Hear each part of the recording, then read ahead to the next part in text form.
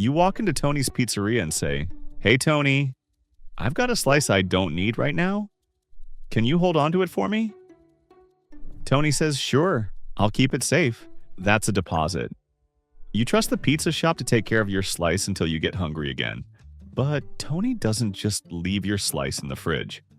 Someone comes in hungry and says, "I need a slice now, and I'll give it back tomorrow." Tony gives your slice and makes a deal with him. When the time comes, the customer will give him back the same slice of pizza and small piece of cheese in addition to. That extra? It's interest. The next day, the customer keeps his word. Tony receives the piece of cheese and recovers the slice. When you are hungry again, Tony will give it back to you, and if he is a generous person, he will share some cheese with you. That's a deposit interest. This is how banks make money. They receive money from depositors, lend to borrowers, and earn interest in return. Tony takes your slice. He lends it to someone else and hope everything works out, but that's not all. Tony and banks also can invest your slice. They might buy bonds, stocks, or other financial instruments, hoping to grow the dough or make more slices. Sometimes they invest depositors' slices in real estate, start up pizzerias, or anything that promises more slices in return.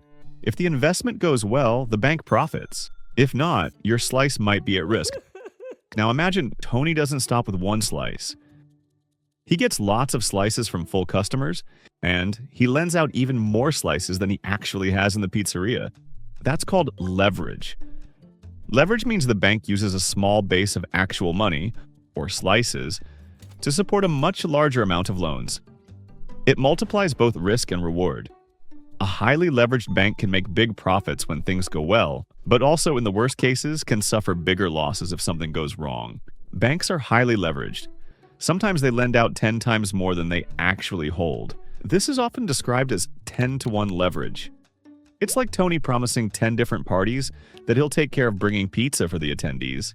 Let's say about 100 pizzas in total, with a single bag of flour but a lot of confidence. Sounds risky. It is. Because if everyone comes back asking for their pizza slices at the same time, there's a problem. Tony panics. There aren't enough slices. The customers get angry. The oven's empty. The kitchen is on fire metaphorically, or literally. That's called a bank run, when people lose confidence and try to pull their money out all at once. Banks may have another issue. If depositors' money or pizza is lent to the wrong people, they may not return their slices or may default on agreements. Or if they take too much risk and invest slices in something that burns in the oven, it might start with one single bad loan or investment, but it spreads. Then boom, crisis. But here's the twist. In most cases, it works. Because not everyone comes for their slice at the same time. Most people leave their pizza parked at the bank for days, weeks, even years. And while your slice is in the system, it keeps moving, being lent, invested, returned, repeated. That's how the banking system works. It runs on trust, flow, and probability. Banks are heavily regulated. They have rules about how many slices they must keep in reserve. These are called reserve requirements. Pizza is always available just in case anything happens. So what's the takeaway? Banks are not pizza vaults.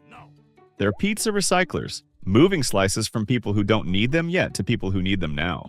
So next time you deposit a slice at the bank, remember, that slice is already back in the oven. It might even be in your neighbor's mouth. That's banking. Click the like button if you found this video helpful. Subscribe to the Pizza Economics channel, and most important, stay hungry for the next video.